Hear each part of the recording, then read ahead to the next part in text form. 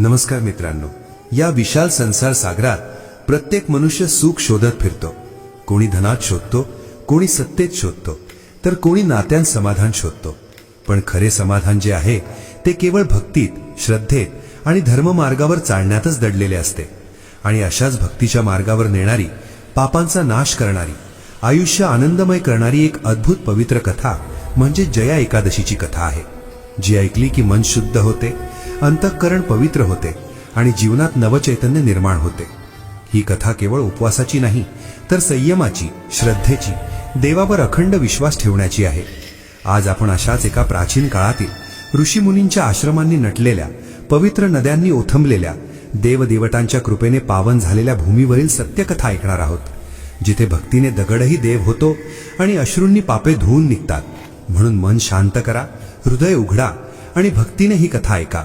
चला तर मग आता ही पवित्र कथा सुरू करूया. कथा सुरू करू का? भक्तांनो, प्राचीन काळी हिमालयाच्या पायथ्याशी वसलेल्या एका विशाल आणि समृद्ध राज्यात राजा हरिवर्म राज्य करत होता. राजा धर्मनिष्ठ, न्यायप्रिय आणि देवभक्त होता. त्याच्या राज्यात नदी स्वच्छ वाहत होत्या, वनांत ऋषींचे आश्रम होते, देवालयांत रोज दीप प्रज्वलित होत आणि प्रजेच्या मुखावर समाधान दिसत होते. परंतु या समृद्ध राज्याच्या सीमेलगत घनदाट वनात अनेक रहस्यमय घटना घडत असत.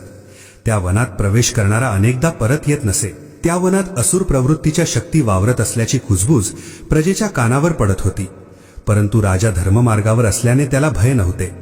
एकदा माघ महिन्याच्या शुक्ल पक्षातील दिवस उजाडला आणि संपूर्ण राज्यात जया एकादशीची चाहूल लागली.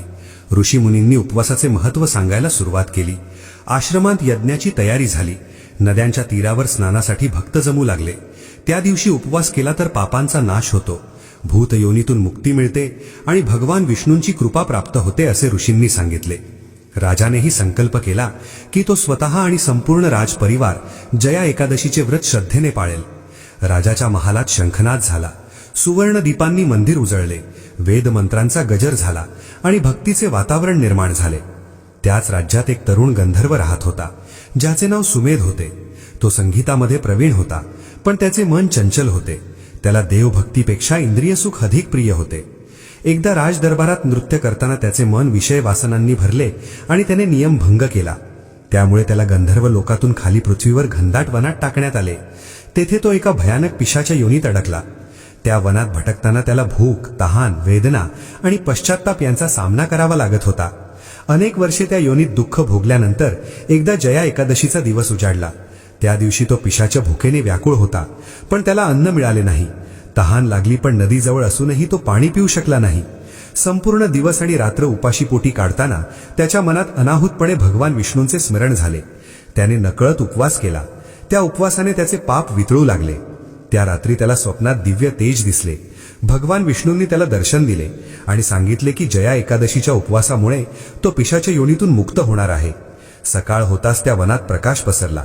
ऋषींच्या आश्रमातील शिष्य तेथे आले आणि त्यांनी त्या दिव्य रूपात परिवर्तित झालेल्या सुमेधाला पाहिले. तो पुन्हा गंधर्व स्वरूपात प्रगट झाला होता. त्याच्या डोळ्यांत अश्रू होते, हृदय कृतज्ञतेने भरले होते.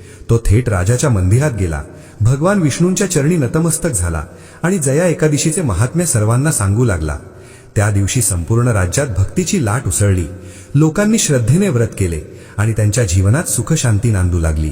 सुमेधाने जया एकादशीच्या उपवासामुळे पिशाच्च्या योनीतून मुक्ती मिळाल्याची कथा सांगितल्यावर संपूर्ण राज्यात आश्चर्य आणि भक्तीचा संगम झाला.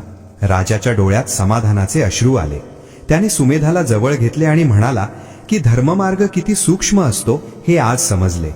त्याच दिवशी राजाने संपूर्ण प्रजेसाठी महायज्ञाचा आदेश दिला. नदीकिनारी मंडप उभारले गेले. वनातून ऋषी, तपस्वी, ब्राह्मण आले. वेदमंत्रांच्या गजराने आसमंत पवित्र झाला.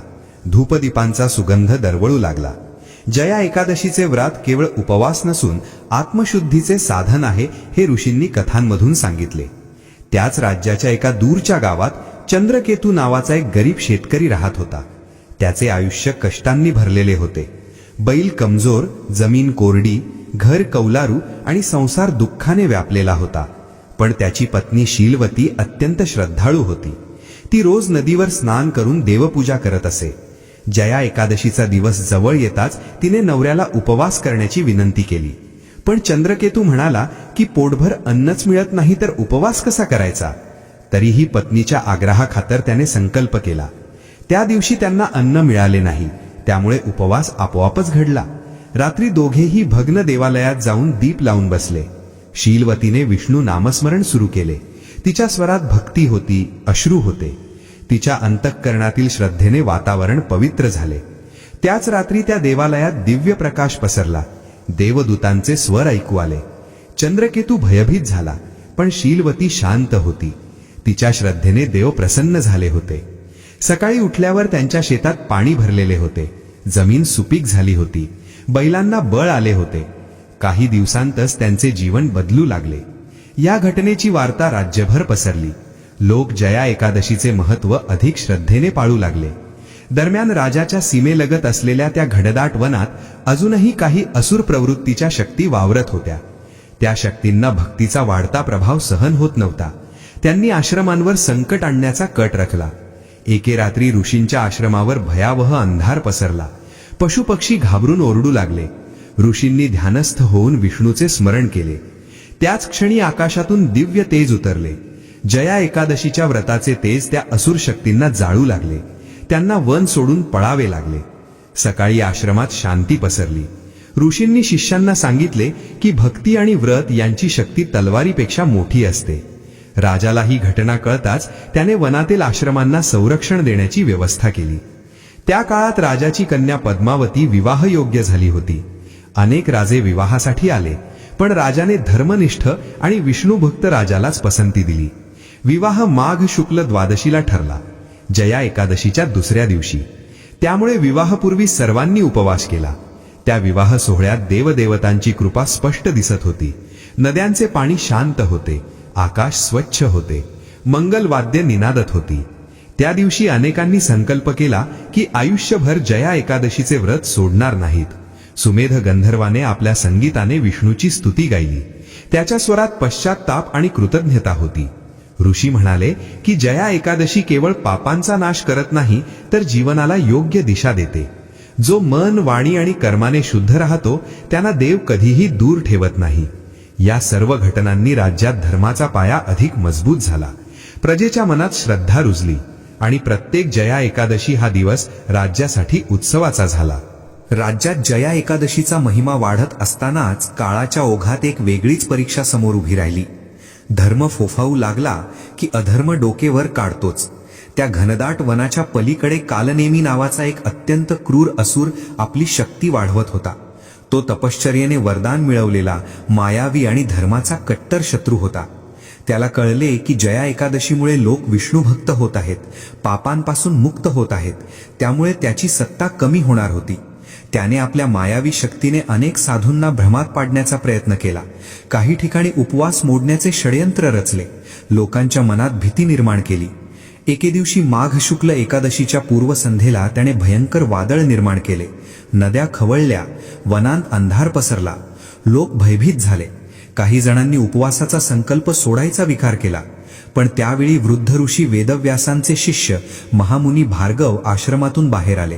त्यांनी प्रजेला धैर्य दिले आणि सांगितले की संकट हे श्रद्धेची परीक्षा घेण्यासाठीच येते. जो या दिवशी संयम राखतो त्यालाच खरी कृपा मिळते. भार्गव मुनी स्वतः नदीकिनारी ध्यानस्थ बसले. त्यांनी विष्णू सहस्रनामाचा जप सुरू केला. त्यांच्या तपश्चर्येच्या तेजाने वातावरण बदलू लागले. वादळ शांत झाले. अंधार विरघळला. लोकांच्या मनातील भय दूर झाले. त्याच रात्री कालनेमी असुराने भार्गव मुनींवर आक्रमण करण्याचा प्रयत्न केला, पण जया एकादशीच्या व्रताच्या तेजामुळे त्याची मायावी शक्ती निष्प्रभ झाली. त्याचे शरीर थरथर कापू लागले. त्याने पहिल्यांदाच भक्तीची ताकद अनुभवली. दुसरीकडे राजाच्या महालातही त्या रात्री दीप अखंड तेवत होते. राजाने उपवास करून संपूर्ण रात्र विष्णू ध्यानात घालवली होती. राणी आणि राजकन्या पद्मावतीही स्तोत्रपाठ करत होत्या. पहाटेच्या वेळी राजाला स्वप्नात भगवान विष्णूंचे दर्शन झाले. त्यांनी सांगितले की जया एकादशीचा धर्म जो टिकवेल त्याचे राज्य अढळ राहील, पण अहंकार आल्यास सर्व काही नष्ट होईल. राजा जागा झाला तेव्हा त्याच्या अंगावर रोमांच उभे राहिले. त्याने त्वरित संपूर्ण राज्यात धर्मसभा बोलावली. ऋषी, साधू, प्रजेचे प्रमुख उपस्थित राहिले. राजाने आपल्या स्वप्नाची कथा सांगितली आणि जया एकादशीचे नियम अधिक काटेकोरपणे पाळण्याचा संकल्प घेतला. त्या सभेत सुमेध गंधर्व उभा राहिला. त्याने सांगितले की भोगातून भक्तीकडे येणे सोपे नाही, पण एकदा मन शुद्ध झाले की देव दूर राहत नाही. त्याचे शब्द ऐकून अनेक तरुणांचे डोळे पाणावले. त्यांनी व्यसनांचा त्याग करण्याचा निश्चय केला. काही दिवसांनी कालनेमी असुराने शेवटचा प्रयत्न केला. त्याने एका वृद्ध ब्राह्मणाचे रूप घेतले आणि लोकांना सांगू लागला की उपवास निरर्थक आहे. पण शीलवतीने त्याला ओळखले. तिच्या श्रद्धेच्या बळावर तिने विष्णू नामाचा जयघोष केला. लोकही तिच्यासोबत नामस्मरण करू लागले. त्या नामस्मरणाच्या शक्तीने कालनेमीचे खरे रूप प्रकट झाले. त्याला लज्जेने माघार घ्यावी लागली. तो वनाच्या अंधारात नाहीसा झाला. त्या दिवशी प्रजेच्या मनात विश्वास अधिक दृढ झाला की सत्य आणि भक्तीसमोर अधर्म टिकत नाही. राज्यातील प्रत्येक घरात जया एकादशीचे व्रत परंपरेने सुरू झाले. लहान मुलेही त्या दिवशी कथा ऐकू लागली. वृद्धांच्या डोळ्यांत समाधान दिसू लागले. नद्यांच्या तीरावर दीपदान होऊ लागले. मंदिरांत घंटानाद अखंड सुरू राहू लागला. भार्गव मुनींनी सांगितले की जो या दिवशी केवळ अन्न त्याग करत नाही तर वाईट विचारांचाही त्याग करतो, तोच खरा व्रती आहे. या उपदेशाने लोकांचे जीवन बदलू लागले. राजाचे राज्य अधिक समृद्ध झाले. पण त्याच वेळी नियतीने अजून एक परीक्षा तयार ठेवली होती, जी पुढे जया एकादशीच्या महिम्याला संपूर्ण भूमंडळावर प्रसिद्ध करणार होती. राज्यात भक्तीची ज्योत तेवत असतानाच काळाने एक गंभीर वळण घेतले. कारण राजा हरिवर्मा वृद्ध होत चालला होता आणि राज्याची जबाबदारी पुढे कोण सांभाळणार ह्याची चिंता सर्वांनाच सतावत होती. राजपुत्र लहानपणीच दिवंगत झाल्याने राजकन्या पद्मावतीच वारसदार ठरणार होती. पद्मावती बुद्धिमान, धर्मनिष्ठ आणि विष्णुभक्त होती. पण स्त्री राज्य करू शकते का ह्या विषयावर काही सरदारांच्या मनात शंका निर्माण झाली. त्या शंकांचे बीज अधर्माच्या दिशेने झुकणाऱ्या काही महत्वाकांक्षी सरदारांनी पेरले. त्यांनी गुप्तपणे सभा घेऊन राजवटीत अस्थिरता निर्माण करण्याचा प्रयत्न सुरू केला. त्याच काळात एक भीषण दुष्काळ पडला. नद्या आटू लागल्या, जमिनीला तडे जाऊ लागले, प्रजेचे हाल वाढले. काही लोकांच्या मनात देवावरचा विश्वास डगमगू लागला. तेव्हा भार्गव मुनींनी सर्वांना एकत्र बोलावले आणि सांगितले की हा दुष्काळ अधर्माचा परिणाम नसून संयमाची परीक्षा आहे. त्यांनी जया एकादशीला सामूहिक व्रत करण्याचा संकल्प सुचवला. राजानेही संपूर्ण राज्यासोबत उपवास करण्याची घोषणा केली. त्या दिवशी प्रजेने पाण्याशिवाय उपवास केला. मंदिरांत अखंड नामस्मरण सुरू झाले. पद्मावतीने स्वतः नदी किनारी बसून विष्णू स्तोत्र पठण केले. तिच्या डोळ्यांत करुणा होती, हृदयात प्रजेबद्दल ममत्व होते. तिच्या भक्तीने वातावरण भारावून गेले. त्या रात्री आकाशात ढग जमा होऊ लागले. वीज चमकली, पण भीती नव्हती. पहाटेच्या वेळी मुसळधार पाऊस सुरू झाला. नद्या पुन्हा वाहू लागल्या. शेतांमध्ये पाणी साचले. प्रजेच्या मुखावर आनंद फुलला. सर्वांनी हा चमत्कार जया एकादशीच्या कृपेमुळे झाला असे मानले. परंतु काही भ्रष्ट सरदारांनी हा प्रसंगही आपल्या स्वार्थासाठी वापरण्याचा प्रयत्न केला. त्यांनी लोकांत कुजबूज सुरू केली की हे सर्व योगायोग आहेत, देवाची कृपा नसते. त्यांच्या शब्दांनी काही दुर्बल मनांची श्रद्धा डळमळली. त्याच वेळी कालनेमी असुराचा एक अनुयायी मायावी राक्षस दंभक गुप्तपणे राज्यात शिरला. त्यांनी सरदारांच्या मनात विष पेरले. पद्मावतीला हटवून स्वतःची सत्ता स्थापण्याचे स्वप्न त्यांना दाखवले. जया एकादशीच्या दिवशीच राजदरबारात उठाव करण्याचा कट रचण्यात आला.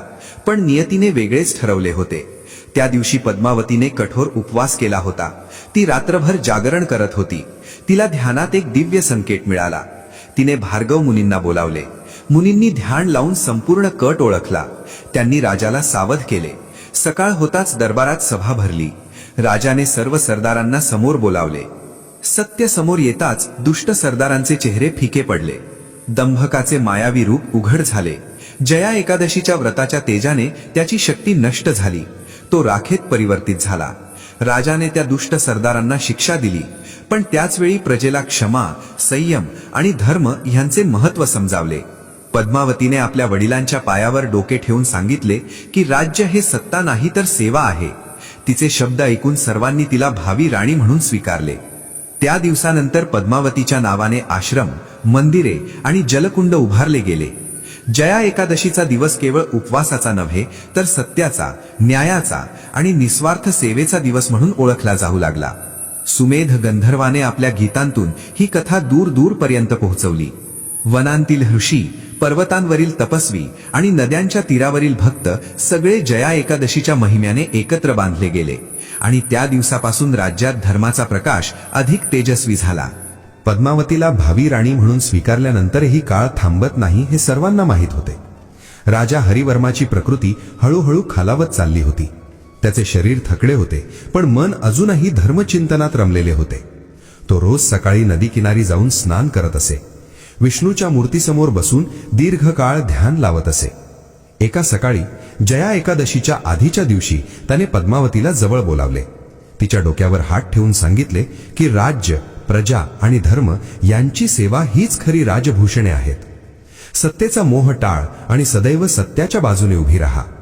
पद्मावतीच्या डोळ्यात अश्रू तरळले.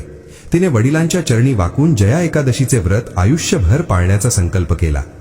त्या रात्री राजा शांत झोपेत गेला. पहाटेच्या वेळी त्याच्या प्राणांनी देहाचा त्याग केला. संपूर्ण राज्य शोकसागरात बुडाले. मंदिरांच्या घंटा मंद झाल्या. लोकांनी अन्न त्याग केला. पण भार्गव मुनींनी सर्वांना समजावले की हा शोक नव्हे तर धर्मनिष्ठ राजाचा उत्सव आहे. कारण जया एकादशीच्या पवित्र काळात देहत्याग करणाऱ्याला विष्णू लोक प्राप्त होते. राजाचे अंतिम संस्कार नदी किनारी वेदमंत्रांनी पार पडले. आकाशात क्षणभर दिव्य प्रकाश पसरला आणि सर्वांच्या मनाला समाधान मिळाले. काही दिवसांनी पद्मावतीचा राज्याभिषेक ठरवण्यात आला, तोही माघ शुक्ल द्वादशीला, जया एकादशीच्या व्रतानंतर. त्या दिवशी संपूर्ण राज्य उपवासात होते. मंदिरांत अखंड नामस्मरण सुरू होते. पद्मावती साध्या वस्त्रांत, कपाळावर चंदन, डोळ्यात करुणा आणि आत्मविश्वास घेऊन सिंहासनावर बसली. तिच्या हातात तलवार नव्हे तर धर्मग्रंथ होता. हे दृश्य पाहून प्रजेच्या मनात आदर निर्माण झाला. पद्मावतीने राज्याभिषेकानंतर पहिली आज्ञा दिली, ती म्हणजे वनांतील आश्रम, नद्यांचे तीर आणि मंदिरे यांचे संरक्षण. तिने जया एकादशीच्या दिवशी अन्नदानाऐवजी ज्ञानदान आणि करुणादान करण्याची प्रथा सुरू केली. गरिबांना वस्त्र, वृद्धांना आधार आणि अनाथांना आश्रय दिला जाऊ लागला. त्या काळात दूरवरच्या प्रदेशातून अनेक लोक या राज्यात येऊ लागले, कारण येथे न्याय, शांती आणि भक्ती नांदत होती. पण प्रत्येक उजेडामागे सावली असतेच. कालनेमी असुर पूर्णपणे नष्ट झाला नव्हता. त्याची शक्ती क्षीण झाली होती, पण अहंकार जिवंत होता. त्याने समुद्रापलीकडील अंधकारमय प्रदेशात जाऊन पुन्हा तपश्चर्या सुरू केली. त्याचा उद्देश एकच होता, जया एकादशीच्या महिम्याला कलंक लावणे. त्याने देवभक्तीचे रूप घेऊन काही भोंदू साधू तयार केले. हे साधू लोकांना चुकीच्या मार्गावर नेऊ लागले. उपवासाच्या नावाखाली अहंकार वाढवू लागले. काही ठिकाणी लोकांमध्ये भेद निर्माण होऊ लागले. ही वार्ता पद्मावतीपर्यंत पोहोचताच तिने भार्गव मुनींना बोलावले. मुनींनी सांगितले की खरा धर्म शांत असतो. गोंगाट करणारा धर्म हा अहंकाराचा असतो. त्यांनी पद्मावतीला स्वतः प्रजेच्या मध्ये जाऊन उपदेश करण्याचा सल्ला दिला. पद्मावतीने वेश बदलून गावोगावी प्रवास सुरू केला. बैलगाडीने ती नदी, वन, डोंगर पार करत लोकांशी बोलू लागली. ती त्यांना सांगू लागली की जया एकादशीचा अर्थ स्वतःला श्रेष्ठ समजणे नसून स्वतःला शुद्ध करणे आहे. तिच्या साध्या शब्दांनी लोकांची मने जिंकली. भोंदू साधूंचे खरे रूप उघड झाले. त्यांचा प्रभाव कमी होऊ लागला. एका गावात पद्मावतीला एक वृद्ध स्त्री भेटली. ती म्हणाली की उपवासातही जर मन दुष्ट असेल तर त्याचा उपयोग नाही. हे शब्द ऐकून पद्मावतीला जाणवले की खरा धर्म प्रजेच्या साधेपणात आहे. ती परत राजधानीत आली. तेव्हा राज्य अधिक एकसंध झाले होते. जया एकादशीचा दिवस आता केवळ विधी नव्हता तर आत्मपरीक्षणाचा दिवस बनला होता. लोक त्या दिवशी आपली चूक मान्य करून सुधारण्याचा संकल्प करू लागले. आणि अशा प्रकारे पद्मावतीच्या राज्यात जया एकादशीचा महिमा अधिक गहिरा होत गेला, जो पुढे अजून एका अद्भुत घटनांनी उजळणार होता. पद्मावतीच्या प्रवासानंतर राज्यात शांतता नांदत असली तरी नियतीने अजून एक गूढ पडदा उचलला होता. कारण समुद्रापलीकडे तपश्चर्या करत असलेला कालनेमी असुर आता अधिक कपटी झाला होता. त्याने थेट युद्धाचा मार्ग न निवडता लोकांच्या मनात शंका निर्माण करण्याचा मार्ग स्वीकारला. त्याने काही मायावी गंधर्वांना आपल्या बाजूने वळवले आणि त्यांच्या मार्फत अशा कथा पसरवू लागला की जया एकादशीचे व्रत केवळ राजसत्तेचे साधन आहे. देव नव्हे तर माणसेच लोकांना नियंत्रित करतात. या कुजबुजीचा परिणाम काही दूरच्या प्रदेशांत दिसू लागला. काही लोक उपवास टाळू लागले तर काही जण उपवास करताना मनात द्वेष बाळगू लागले. ही बातमी राजधानीत पोहोचताच पद्मावती चिंतित झाली. तिने भार्गव मुनींना विचारले की अशा सूक्ष्म अधर्माचा सामना कसा करायचा. तेव्हा मुनींनी सांगितले की शस्त्राने नव्हे तर उदाहरणाने. त्यांनी सुचवले की जया एकादशीच्या दिवशी स्वतः राणीने राजवैभव सोडून सामान्य भक्तासारखे जीवन जगावे.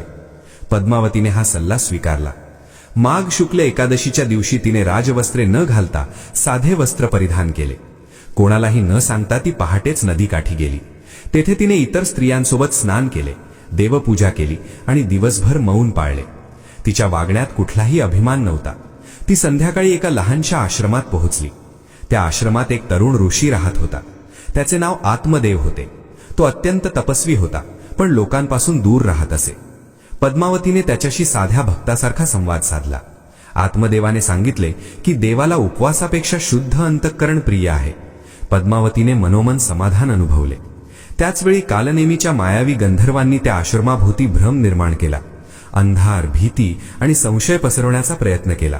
पण पद्मावती शांत राहिली. तिने विष्णू नामस्मरण सुरू केले.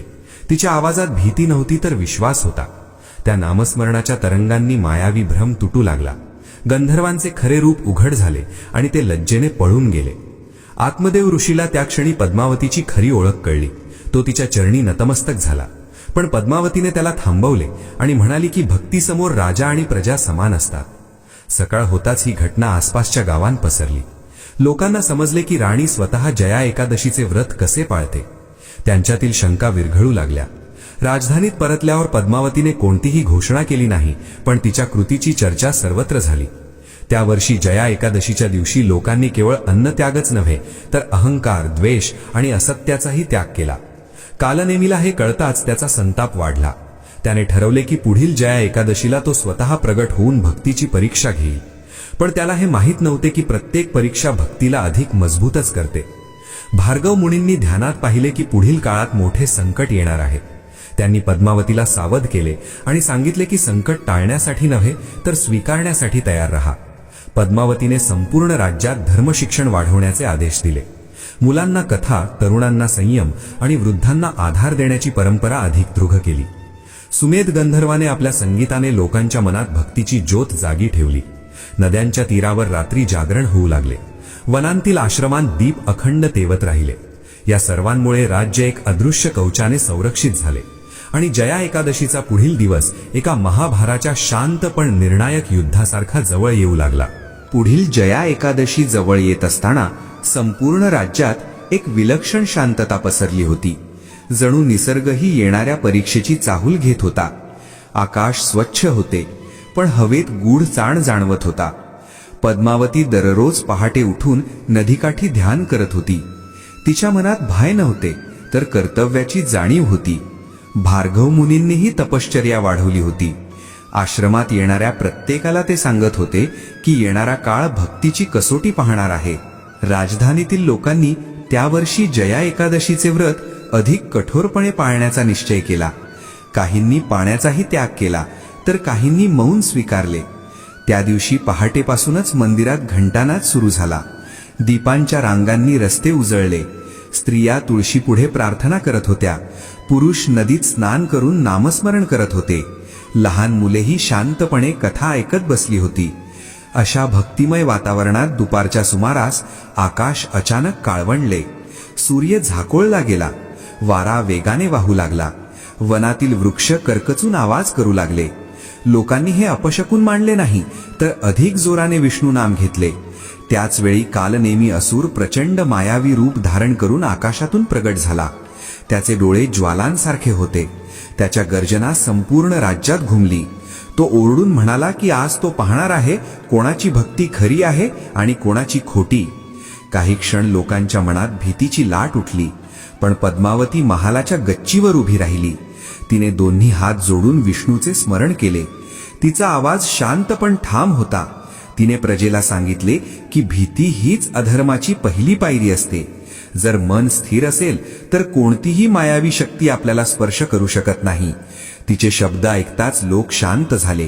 भार्गव मुनींनी आश्रमातून बाहेर येऊन वेदमंत्रांचा उच्चार सुरू केला. सुमेध गंधर्वाने आकाशात उंच भरारी घेत भक्तिगीत गायला सुरुवात केली. त्या स्वरांनी वातावरणात अद्भुत कंपन निर्माण केले. कालनेमीने अनेक भ्रम निर्माण केले. कधी भयानक दृश्ये, कधी मोहक रूपे, पण लोकांनी डोळे मिटून नामस्मरण सुरू ठेवले. काही क्षणांनी असुराचा संताप वाढला. त्याने थेट पद्मावतीवर आक्रमण करण्याचा प्रयत्न केला, पण त्याच क्षणी आकाशातून दिव्य प्रकाश उतरला. भगवान विष्णूंचे चक्र तेजाने चमकले. ते चक्र कालनेमीच्या दिशेने फिरू लागले. असुराची शक्ती क्षीण झाली. तो थरथर कापू लागला. त्याने मदतीसाठी ओरडले, पण त्याचे अनुयायी आधीच पळून गेले होते. भार्गव मुनींनी घोषणा केली की हा जया एकादशीच्या व्रताचा विजय आहे. चक्राच्या तेजाने कालनेमी असुर पूर्णपणे नष्ट झाला. आकाश स्वच्छ झाले. सूर्य पुन्हा तेजस्वी झाला. लोकांच्या डोळ्यात आनंदाश्रू आले. त्यांनी एकमेकांना आलिंगन दिले. त्या दिवशी कोणत्याही घरी अन्न शिजले नाही, पण कोणालाही भूक जाणवली नाही, कारण भक्तीने सर्वांचे अंतःकरण तृप्त झाले होते. संध्याकाळी पद्मावतीने नदीकिनारी दीपदान केले. हजारो दिवे पाण्यावर तरंगू लागले. ते दृश्य पाहून लोकांना जाणवले की हा केवळ एका असुराचा पराभव नव्हता, तर अहंकार, शंका आणि भीतीचा पराभव होता. भार्गव मुनींनी सांगितले की जया एकादशीचा खरा अर्थ आज सर्वांना उमगला आहे. तो म्हणजे संकटासमोर न झुकता श्रद्धेने उभे राहणे. त्या रात्री संपूर्ण राज्यात जागरण झाले. लोकांनी आपल्या चुका आठवून क्षमा मागितली. नवीन जीवन सुरू करण्याचा संकल्प केला. पद्मावतीने मनात ठरवले की या घटनेची कथा पुढील पिढ्यांपर्यंत पोहोचवली पाहिजे, जेणेकरून कोणीही कधीही भक्तीच्या मार्गावरून ढळू नये. आणि त्या रात्री नद्यांचा कलकलाट, वनातील वाऱ्याचा आवाज आणि मंदिरातील घंटानाद एकाच लयीमध्ये मिसळून जया एकादशीच्या अमर विजयाची घोषणा करत राहिले. कालनेमी असुराचा नाश झाल्यानंतर राज्यात जणू नवजीवनाचा संचार झाला. आकाश अधिक निळे वाटू लागले. नद्या अधिक पवित्र भासू लागल्या आणि वनांतील पक्ष्यांचे कलरव अधिक मधुर झाला. लोकांच्या मनातून भीतीचे सावट दूर झाले होते, पण त्या जागी अभिमान येऊ नये याची काळजी पद्मावती घेत होती. तिने लगेचच प्रजेला संबोधित करत सांगितले की हा विजय कोणाचा वैयक्तिक नाही, तर भक्तीचा आहे. जया एकादशीच्या व्रताने आणि सामूहिक श्रद्धेनेच हे शक्य झाले आहे. त्या दिवसानंतर तिने एक नवी परंपरा सुरू केली. प्रत्येक जया एकादशीच्या आधी संपूर्ण राज्यात कथा, कीर्तन आणि आत्मपरीक्षणाचे दिवस पाळले जाऊ लागले. लोक त्या दिवशी केवळ उपवास न करता आपल्या मनातील दुष्ट विचार, जुने वैर आणि अहंकार यांचा त्याग करू लागले. भार्गव मुनींनी या काळात अनेक शिष्य घडवले. त्यांनी त्यांना सांगितले की धर्म हा केवळ ग्रंथात नसतो, तर आचरणात असतो. आश्रमात शिक्षणासोबत सेवा शिकवली जाऊ लागली. नदी किनारी आजारी, वृद्ध आणि दुर्बलांसाठी सेवा केंद्रे उभी राहिली. पद्मावती स्वतः अनेकदा वेश बदलून तेथे जात असे. प्रजेच्या दुःखात सहभागी होत असे. तिच्या या वागण्यामुळे लोकांच्या मनात तिच्याविषयी अधिक श्रद्धा निर्माण झाली. सुमेध गंधर्वाने जया एकादशीच्या विजयाची गाथा आपल्या संगीतामधून दूरदूरच्या प्रदेशात पोहोचवली. पर्वतांवरील तपस्वी, दूरच्या राज्यांतील राजे आणि सामान्य लोक या कथेकडे आकर्षित झाले. काही राजांनी आपल्या राज्यातही जया एकादशीचे व्रत अधिकृतपणे पाळण्याची घोषणा केली. अशा प्रकारे या एका राज्यातून सुरू झालेली भक्तीची लाट संपूर्ण भूमीवर पसरू लागली. परंतु प्रत्येक विस्तारासोबत नवीन आव्हानेही येत असतात. काही लोकांनी या भक्तीचा वापर कीर्ती मिळवण्यासाठी करू लागला. ते उपवास दाखवू लागले, पण अंतःकरण शुद्ध नसे. ही गोष्ट पद्मावतीच्या लक्षात येताच तिने भार्गव मुनींशी चर्चा केली. मुनींनी सांगितले की जेव्हा धर्म वाढतो तेव्हा त्याची छायाही वाढते, त्यामुळे सावध राहणे आवश्यक आहे. त्यांनी ठरवले की जया एकादशीच्या कथांमध्ये आता पश्चात्ताप, क्षमा आणि विनय यांवर अधिक भर दिला जाईल. एका जया एकादशीच्या पूर्वसंध्येला राजधानीत एक अद्भुत घटना घडली. एक तरुण योद्धा, ज्याने पूर्वी अनेक अन्याय केले होते, तो राजदरबारात आला आणि सर्वांसमोर आपल्या चुका मान्य करून क्षमा मागू लागला. त्याने सांगितले की जया एकादशीच्या कथांनी त्याचे मन बदलले. त्याच्या डोळ्यांतून अश्रू वाहत होते. पद्मावतीने त्याला शिक्षा न देता सुधारण्याची संधी दिली. या घटनेने लोकांना कळले की खरा धर्म बदल घडवतो, दंड देत नाही. त्या वर्षीची जया एकादशी विशेष ठरली, कारण लोकांनी पहिल्यांदाच उपवासानंतर एकमेकांची क्षमा मागण्याची परंपरा सुरू केली. घराघरांत शांतता नांदू लागली. जुनी वैरे मिटू लागली. भार्गव मुनींनी सांगितले की हा दिवस आता मुक्तीचा मार्ग दाखवत आहे. पद्मावतीच्या मनात मात्र एक वेगळीच चिंता होती. तिला वाटत होते की ही कथा फक्त वर्तमानासाठी नाही, तर भविष्याच्या पिढ्यांसाठीही सुरक्षित ठेवली पाहिजे. तिने राज्यातील विद्वानांना बोलावून या संपूर्ण घटनांची लेखन रूपाने नोंद करण्याचे आदेश दिले. परंतु तिने स्पष्ट सांगितले की शब्दांपेक्षा भाव जपले गेले पाहिजेत, कारण भावाशिवाय धर्म निर्जीव होतो. त्या रात्री पद्मावतीने विष्णूच्या चरणी प्रार्थना केली की या भक्तीच्या मार्गावर राज्य कधीही डगमगू नये. तिच्या प्रार्थनेनंतर मंदिरात दीप अधिक तेजाने उजळले, जणू देवाने तिच्या विनंतीला मान दिला होता. आणि त्या क्षणी तिला जाणवले की जया एकादशीचा खरा वारसा हा एखाद्या दिवसापुरता मर्यादित नसून तो प्रत्येक श्वासात जपायचा आहे. हा विचार तिच्या मनात दृढ झाला आणि पुढील काळात घडणाऱ्या घटनांसाठी तोच आधार ठरणार होता. पद्मावतीच्या मनात जया एकादशीचा वारसा जपण्याचा संकल्प अधिक दृढ होत गेला आणि त्या संकल्पातूनच राज्यात एक नवी धार्मिक चेतना आकार घेऊ लागली. तिने आदेश दिला की प्रत्येक आश्रमात आणि प्रत्येक मोठ्या देवालयात जया एकादशीची कथा सांगणारा एक दिवस निश्चित असावा, ज्यात केवळ चमत्कार नव्हे तर मनुष्याच्या अंतःकरणातील परिवर्तन केंद्रस्थानी असावे. या आदेशामुळे ऋषीमुनींनी कथांचे नवे स्वरूप मांडायला सुरुवात केली. ते लोकांना सांगू लागले की असुर बाहेरच नसतो, तर तो अहंकार, लोभ आणि द्वेषाच्या रूपात आपल्या आतही असतो आणि जया एकादशी ही त्या अंतर्गत असुराशी लढण्याची साधना आहे. या विचारांनी प्रजेच्या मनात खोलवर परिणाम केला. अनेक लोकांनी आपले जीवन पद्धती बदलल्या. काहींनी हिंसा सोडली, काहींनी खोटेपणा त्यागला, काहींनी अनाठाई साठवण थांबवली. त्या काळात राज्याच्या सीमेजवळील एका पर्वतीय प्रदेशात भीषण संकट निर्माण झाले. तेथे राहणाऱ्या लोकांमध्ये दुष्काळ आणि आजार यांमुळे निराशा पसरली होती. देवावरचा विश्वास कमी होत चालला होता. ही बातमी कळताच पद्मावतीने त्वरित तेथे जाण्याचा निर्णय घेतला. सरदारांनी तिला रोखण्याचा प्रयत्न केला, पण तिने स्पष्ट सांगितले की जिथे भक्ती डगमगते तिथे राणीनेच जावे लागते. ती बैलगाडीने त्या पर्वतीय भागात पोहोचली. तेथील लोकांच्या डोळ्यात भीती आणि थकवा स्पष्ट दिसत होता. पद्मावतीने कोणतीही आज्ञा दिली नाही. तिने प्रथम त्यांचे दुःख ऐकून घेतले. त्यांच्यासोबत जमिनीवर बसून साधे अन्न घेतले. जया एकादशीच्या दिवशी तिने त्यांच्यासोबत कठोर उपवास केला.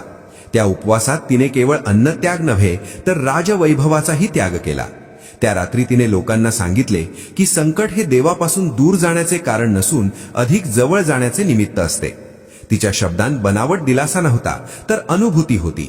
त्या रात्री लोकांनी एकत्र येऊन प्रार्थना केली. काहींनी पहिल्यांदाच मनापासून अश्रू ढाळले. सकाळी उठल्यावर संकट लगेच नाहीसे झाले नाही, पण लोकांच्या मनात आशेचा प्रकाश निर्माण झाला होता. काही दिवसात परिस्थिती हळूहळू सुधारू लागली. पाण्याचे स्रोत पुन्हा वाहू लागले. आजार कमी झाले. लोकांनी हे जया एकादशीच्या उपवासाचे फल मानले. पद्मावती परत राजधानीत आली तेव्हा तिचे शरीर थकलेले होते, पण मन शांत होते. भार्गव मुनींनी तिला सांगितले की आता तिची परीक्षा केवळ राणी म्हणून नव्हे तर मार्गदर्शक म्हणून होणार आहे, कारण अनेक राज्ये आता तिच्याकडे पाहू लागली होती. काही राजांनी दूत पाठवून जया एकादशीच्या व्रताबद्दल मार्गदर्शन मागितले. पद्मावतीने कोणताही अहंकार न ठेवता आपले अनुभव त्यांच्याशी शेअर केले. तिने स्पष्ट सांगितले की नियमांपेक्षा भावना महत्वाची आहे, उपवासापेक्षा संयम मोठा आहे. तिच्या या साधेपणामुळे तिचा प्रभाव वाढत गेला. सुमेध गंधर्वाने तिच्या कार्यावर आधारित एक दीर्घ गाथा रचली. ती गाथा ऐकताना लोकांना वाटू लागले की जया एकादशी ही केवळ एक तिथी नसून एक जीवनदृष्टी आहे. त्या काळात पद्मावतीला जाणवू लागले की तिचे आयुष्य आता वैयक्तिक उरलेले नाही, ते एका परंपरेचे प्रतीक बनले आहे. तिने दर जया एकादशीला एकांतात बसून स्वतःचे आत्मपरीक्षण करण्याची प्रथा सुरू केली, कारण तिला माहीत होते की जो स्वतःला तपासत नाही तो इतरांना योग्य मार्ग दाखवू शकत नाही. आणि या आत्मपरीक्षणातूनच पुढील काळातील एक अत्यंत महत्वाचा निर्णय जन्म घेणार होता, जो या पवित्र कथेला अंतिम अर्थ देणार होता. पद्मावतीच्या आत्मपरीक्षणातून जो निर्णय जन्माला आला तो केवळ राजकीय नव्हता तर आध्यात्मिक होता. तिला जाणवले की जया एकादशीचा महिमा टिकवण्यासाठी केवळ राज्यसत्ता पुरेशी नाही, तर त्यासाठी परंपरा घडवणारे केंद्र आवश्यक आहे. म्हणून तिने राजधानीपासून दूर एका पवित्र नदीच्या काठी विशाल तपोवन उभारण्याचा संकल्प केला. त्या ठिकाणी ऋषी, साधू, विद्वान आणि सामान्य भक्त एकत्र येऊन ज्ञान, सेवा आणि भक्ती यांचा संगम घडवतील अशी तिची इच्छा होती. या तपोवनाचे नाव तिने जयाश्रम असे ठेवले, कारण तिच्या मते जया एकादशीचा खरा विजय तेथे घडणार होता. या निर्णयाची घोषणा होताच काही सरदारांनी पुन्हा प्रश्न उपस्थित केले. त्यांनी म्हटले की राज्याचा खजिना आश्रमासाठी वापरणे योग्य नाही, पण पद्मावती शांतपणे म्हणाली की जे धन धर्मासाठी खर्च होत नाही ते धन राज्यासाठी ओझे बनते. तिच्या ठाम भूमिकेपुढे कोणीही बोलू शकले नाही. काही महिन्यात जयाश्रम उभा राहिला. त्यात कोणतेही वैभव नव्हते, पण प्रत्येक दगडात श्रद्धा होती. आश्रमात प्रवेश करताच लोकांचे मन शांत होत असे. भार्गव मुनींनी तेथे प्रमुख मार्गदर्शक म्हणून स्थान घेतले. त्यांनी जया एकादशीच्या साधनेला नवे रूप दिले. उपवासासोबत स्वाध्याय, सेवा आणि मौन यांचा समावेश करण्यात आला. पद्मावती स्वतः अनेकदा तेथे जाऊन साध्या भक्तांसोबत बसत असे. कोणालाही तिच्या राणीपणाची जाणीव होऊ न देता ती शिकत असे. त्या काळात सुमेध गंधर्वाला एक अंतःप्रेरणा झाली. त्याने आपले संगीत केवळ गायनापुरते मर्यादित न ठेवता त्यातून साधना निर्माण केली. जयाश्रमात संध्याकाळी जेव्हा तो गात असे तेव्हा लोक ध्यानावस्थेत जात. त्यांच्या मनातील दुःख, क्रोध आणि भ्रम हळूहळू वितळू लागले. या तपोवनाची कीर्ती दूर दूरपर्यंत पसरली. काही लोक उपचारासाठी, काही मार्गदर्शनासाठी, तर काही केवळ शांततेसाठी येऊ लागले. पद्मावतीला हे पाहून समाधान वाटले, पण तिला एक भीतीही वाटत होती की भविष्यात कोणी या परंपरेचा गैरवापर करू नये. म्हणून तिने एक नियम ठरवला. जयाश्रमात कोणालाही श्रेष्ठत्वाचा अधिकार नसेल. तेथे येणारा प्रत्येक जण साधक असेल. हा नियम कठोर होता, पण आवश्यक होता. एकदा जया एकादशीच्या दिवशी एक गर्विष्ठ विद्वान तेथे आला. त्याने आपले ज्ञान दाखवण्याचा प्रयत्न केला, पण भार्गव मुनींनी त्याला शांतपणे सेवा करण्यास सांगितले. सुरुवातीला त्याला अपमान वाटला, पण दिवस अखेरीस त्याचे मन बदलले. त्याने नम्रतेने क्षमा मागितली. ही घटना पाहून पद्मावतीला खात्री पटली की परंपरा योग्य दिशेने चालली आहे.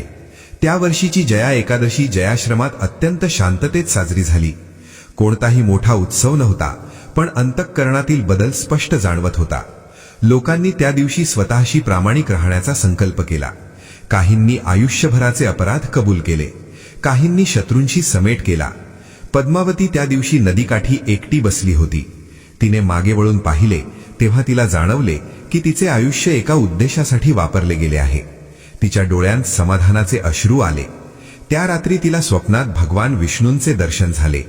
त्यांनी तिला सांगितले की जया एकादशीचा खरा अर्थ तिने प्रत्यक्ष आचरणातून दाखवला आहे. आता ही परंपरा काळाच्या पलीकडे जाणार आहे. सकाळी उठल्यावर पद्मावतीने कोणालाही त्या दर्शनाची कथा सांगितली नाही, पण तिच्या चेहऱ्यावर एक वेगळे तेज होते. सर्वांना जाणवत होते की ही कथा आता पूर्णत्वाच्या दिशेने जात आहे. कारण ज्या दिवशी धर्म सत्ता न राहता श्वास बनतो त्या दिवशीच तो अमर होतो. आणि जया एकादशी त्या अमरतेच्या उंबरठ्यावर उभी होती. जयाश्रम उभा राहिल्यानंतर अनेक वर्षे शांततेत गेली. पण काळाच्या प्रवाहात पद्मावतीचे शरीर हळूहळू थकू लागले. तिचे केस पांढरे झाले, चेहऱ्यावर सुरकुत्या उमटल्या, तरी तिच्या डोळ्यांतील करुणा आणि तेज कधीच कमी झाले नाही. ती अजूनही प्रत्येक जया एकादशीला उपवास करत असे. नदीकाठी बसून दीर्घ काळ ध्यान करत असे. पण आता तिला जाणवत होते की तिची भूमिका हळूहळू संपत चालली आहे आणि परंपरेची धुरा इतरांच्या हातात सोपवण्याची वेळ आली आहे. तिने भार्गव मुनींना बोलावले आणि सांगितले की जयाश्रम आणि जया एकादशीची परंपरा आता एका व्यक्तीवर अवलंबून राहू नये. ती समाजाच्या श्वासात मिसळली पाहिजे. मुनींनी तिच्या या विचाराला अनुमोदन दिले आणि ठरवले की आश्रमातील सर्वोत्तम शिष्यांना मार्गदर्शक म्हणून तयार केले जाईल. त्यात आत्मदेव ऋषी, काही तरुण साधक आणि सेवाभावी गृहस्थ यांचा समावेश होता. पद्मावतीने त्यांना एकच उपदेश दिला की नियम बदलू शकतात, पण भाव कधीही बदलू देऊ नका. त्या काळात पद्मावतीचा पुत्रसमान असलेला एक तरुण राजपुत्र, ज्याला तिने स्वतः घडवले होते, राज्यकारभार पाहू लागला. तोही तिच्यासारखाच धर्मनिष्ठ होता. त्यामुळे तिला समाधान होते की राज्य योग्य हातात आहे. एके दिवशी जया एकादशीच्या पूर्वसंध्येला पद्मावती जयाश्रमात आली. त्या रात्री तिने नेहमीप्रमाणे कोणालाही काही न सांगता मौन स्वीकारले. तिच्या चेहऱ्यावर विलक्षण शांतता होती. सकाळी पहाटेच्या वेळी ती नदीकाठी ध्यानस्थ बसलेली आढळली. तिचा श्वास अत्यंत मंद झाला होता आणि काही क्षणांतच तिने देहत्याग केला. तिच्या मुखावर भय नव्हते, तर स्मित होते. जणू ती कोणत्या तरी अंतर्मुख यात्रेवर निघून गेली होती. ही बातमी कळताच संपूर्ण राज्यात शोकाची लाट उसळली. पण हा शोक वेदनेचा नव्हता, तर कृतज्ञतेचा होता. लोकांनी सांगितले की जया एकादशीच्या व्रताने आयुष्य घालवणारी राणी त्या पवित्र तिथीच्या आसपास देह सोडून गेली. हेच तिच्या तपश्चर्येचे फल आहे. तिचे अंतिम संस्कार नदीकिनारी वेदमंत्रांच्या गजरात झाले. त्यावेळी आकाशात क्षणभर सुवर्ण प्रकाश पसरला. अनेकांनी ते दैवी चिन्ह मानले. जयाश्रमात त्या दिवशी कोणताही मोठा विधी झाला नाही. केवळ शांतता होती. साधक ध्यानात बसले होते. प्रत्येक जण आपल्या मनात पद्मावतीच्या शिकवणीचा विचार करत होता. भार्गव मुनींनी सर्वांना सांगितले की पद्मावती व्यक्ती म्हणून गेली असली तरी ती परंपरा म्हणून जिवंत आहे. तिचे आयुष्य हेच जया एकादशीचे सर्वात मोठे उदाहरण आहे. त्या दिवसानंतर जयाश्रम अधिक साधा पण अधिक खोल झाला. कोणतीही मोठी घोषणा न करता जया एकादशीची परंपरा पुढे चालू राहिली. लोक येत राहिले, शिकत राहिले, बदलत राहिले आणि पद्मावतीचे नाव कुठेही मोठ्या अक्षरांत लिहिले गेले नाही, पण प्रत्येक भक्ताच्या अंतःकरणात तिची आठवण कोरली गेली. कारण खरा धर्म नावात नाही तर प्रेरणेत असतो आणि त्या प्रेरणेनेच जया एकादशीचा दीप पिढ्यानपिढ्या उजळत राहणार होता. आता या कथेला शेवट जवळ आला असला तरी तिचा अर्थ अजून अधिक व्यापक होणार होता. कारण काही कथा ऐकून संपत नाहीत, त्या जगण्यासाठी जन्म घेतात. पद्मावतीच्या देहत्यागानंतर काळ पुढे सरकला तरी जयाश्रमातील शांतता आणि जया एकादशीचा सुगंध कधीही कमी झाला नाही. उलट तो अधिक खोलवर लोकांच्या जीवनात मिसळत गेला. पद्मावतीने घडवलेले शिष्य आपापल्या मार्गाने आश्रम, गावे आणि राज्यांमध्ये जाऊन तिच्या शिकवणीचा प्रसार करू लागले. त्यांनी कुठेही तिचे नाव मोठेपणाने मिरवले नाही, पण तिच्या विचारांचा ठसा त्यांच्या प्रत्येक कृतीत दिसत असे. जया एकादशीचा दिवस आता केवळ एका राज्यापुरता मर्यादित राहिला नव्हता. तो नद्यांच्या प्रवाहासारखा विविध प्रदेशांत पसरू लागला. काही ठिकाणी लोक कठोर उपवास करत तर काही ठिकाणी सेवा आणि क्षमेला अधिक महत्त्व दिले जाई. पण प्रत्येक ठिकाणी भाव एकच होता, अंतःकरण शुद्ध करण्याचा, अहंकार सोडण्याचा आणि देवाशी नव्हे तर स्वतःशी प्रामाणिक होण्याचा. जयाश्रम काळाच्या ओघात मोठा झाला नाही, पण त्याची खोली वाढत गेली. तेथे येणारे लोक चमत्कार शोधत नसत तर उत्तर शोधत. काही जण जीवनाच्या शेवटच्या टप्प्यावर शांतता मिळवण्यासाठी येत, तर काही तरुण दिशाभूरी झालेल्या मनाला स्थैर्य देण्यासाठी येत. भार्गव मुनींचेही आयुष्य संपले, पण त्यांच्या शिष्यांनी त्यांचा संदेश जिवंत ठेवला. सुमेध गंधर्व वृद्ध झाला, त्याचा आवाज मंद झाला, पण त्याने शेवटपर्यंत जया एकादशीची गाथा गायली. त्याच्या संगीतामध्ये आता पश्चाताप नव्हता तर समाधान होते. लोक म्हणत की त्याचे शेवटचे गीत ऐकताना अनेकांच्या डोळ्यात अश्रू आले, कारण त्या स्वरात संपूर्ण कथा सामावलेली होती. काही पिढ्यांनंतर त्या राज्याचे नाव बदलले, राजे बदलले, राजवाडे पडले, पण जया एकादशीची परंपरा टिकून राहिली. कारण ती कोणत्याही सत्तेवर आधारलेली नव्हती, ती माणसाच्या अंतरात्म्यावर उभी होती. प्रत्येक पिढीत एखादी शीलवती, एखादा चंद्रकेतू, एखादा आत्मदेव जन्माला येत राहिला आणि त्यांच्या साध्या आयुष्यातून या व्रताचा अर्थ पुढे जात राहिला. लोकांना हळूहळू हे उमगले की जया एकादशी म्हणजे एका दिवसाचा उपवास नाही, तर वर्षभराच्या जगण्याची दिशा आहे. त्या दिवशी केलेला संकल्प जर उरलेल्या दिवसांत जपला गेला तरच त्या व्रताला अर्थ आहे. जयाश्रमातील जुन्या ग्रंथांमध्ये पद्मावतीची कथा लिहिली गेली होती, पण शेवटी एकच ओळ होती, जया एकादशी तीच जिंकते जी माणसाला स्वतःवर विजय मिळवायला शिकवते. काळाच्या एका टप्प्यावर जयाश्रमही निसर्गात विलीन झाला. त्याचे दगड वनात मिसळले, पण त्या जागी आजही लोक शांतता अनुभवतात असे सांगतात. काही जण म्हणतात की जया एकादशीच्या रात्री तेथे दीपांचा मंद प्रकाश दिसतो, तर काहींना वाटते की तो केवळ त्यांच्या श्रद्धेचा भास आहे. पण खरे उत्तर कधीच ठरवले गेले नाही, कारण श्रद्धा ही सिद्ध करण्यासाठी नसते, ती अनुभवण्यासाठी असते. आजही जेव्हा माघ शुक्ल एकादशी येते तेव्हा अनेक घरांत दिवा लावला जातो. काही जण उपवास करतात, काही जण क्षमा मागतात, काही जण फक्त शांत बसून स्वतःकडे पाहतात. आणि त्या प्रत्येक कृतीतून पद्मावतीची कथा पुन्हा एकदा जिवंत होते. ही कथा सांगते की देव दूर नाही, तो माणसाच्या प्रामाणिक प्रयत्नात आहे. जया एकादशीचा खरा चमत्कार म्हणजे जीवनात येणारी शांती, आणि ही शांती कोणत्याही युगात, कोणत्याही काळात तशीच प्रभावी राहते. म्हणूनच ही कथा ऐकणारा प्रत्येक जण थोडासा बदलून बाहेर पडतो, अधिक नम्र, अधिक शांत आणि अधिक सजग होतो. आणि याच बदलात या पवित्र कथेचे खरे पूर्णत्व दडलेले आहे. ही पवित्र कथा इथे थांबत असली तरी जया एकादशीचा संदेश कधीच थांबत नाही. कारण ही कथा कोणत्या एका काळात अडकलेली नाही, तर प्रत्येक भक्ताच्या श्वासात मिसळलेली आहे. पद्मावतीसारखी राणी असो वा शीलवतीसारखी साधी स्त्री, चंद्रकेतूसारखा गरीब शेतकरी असो वा सुमेधासारखा पश्चात्ताप करणारा गंधर्व, या कथेत प्रत्येकाला स्वतःचा आरसा दिसतो.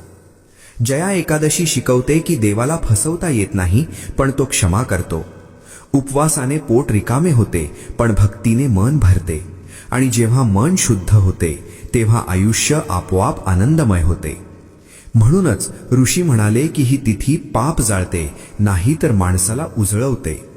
आजही जर कोणी श्रद्धेने या कथेला हृदयाशी धरले, अहंकार थोडा बाजूला ठेवला आणि जया एकादशीला स्वतःकडे पाहिले, तर त्याचे आयुष्य नकळत बदलू लागते.